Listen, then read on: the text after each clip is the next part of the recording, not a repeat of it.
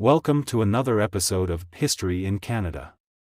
Today, we embark on a journey back in time to explore the founding of New France, a pivotal chapter in Canadian history that shaped the nation as we know it today. Our story begins over a millennium ago, when the Vikings first set foot on Canadian soil. But it wasn't until much later that Europeans began to establish a lasting presence. In 1608, Samuel de Champlain, a French explorer, planted the seeds of what would become New France by founding Quebec City along the majestic St. Lawrence River. This was just a year after the establishment of Jamestown by the Virginia Company. Despite the vast expanse of uncharted territory between them, these fledgling colonies were destined to collide. The early years were marked by exploration, with the French taking the lead. Their fur traders, navigators, soldiers, and missionaries ventured deep into the wilderness, mapping vast territories and establishing trade networks. Traveling by canoe, these intrepid voyagers not only explored Canada but also ventured into what is now the United States, settling in at least 35 of the 50 states. New France soon became an immense colonial empire, stretching from Hudson Bay in the Arctic to the Gulf of Mexico. Governed by an ancient seigneurial system, settlers were granted land by the crown in exchange for military service. However, peace was elusive in New France.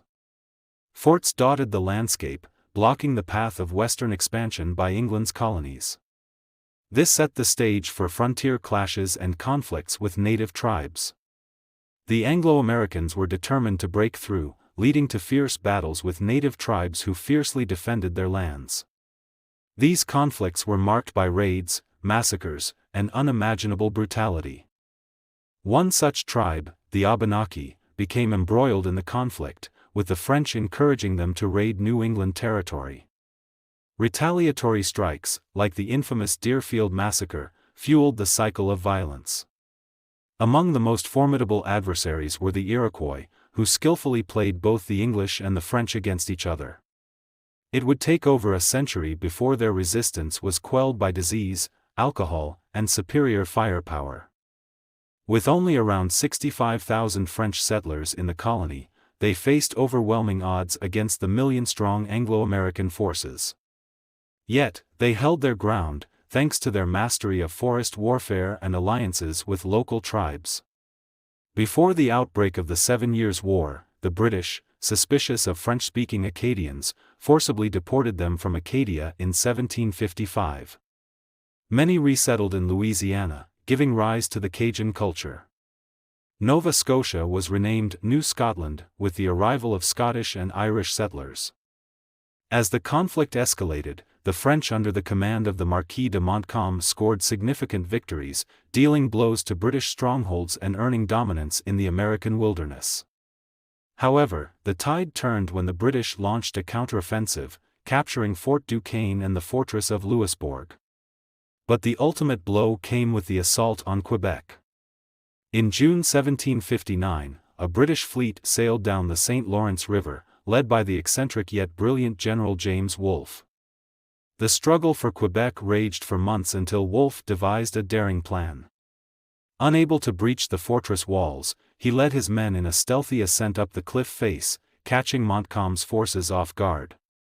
And thus, in September 1759, Quebec fell to the British, marking a turning point in Canadian history and paving the way for British dominance in North America.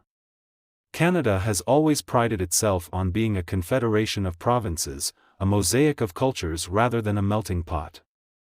This diversity has shaped the nation's identity and contributed to its cultural vitality.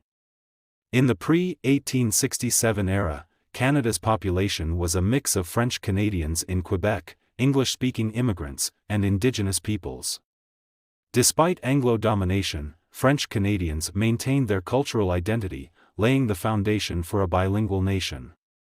The period from 1867 to 1911 saw the formation of modern Canada through Confederation.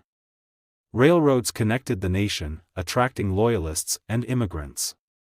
While wheat production flourished, tensions between French and English persisted, fueling political debates and protests.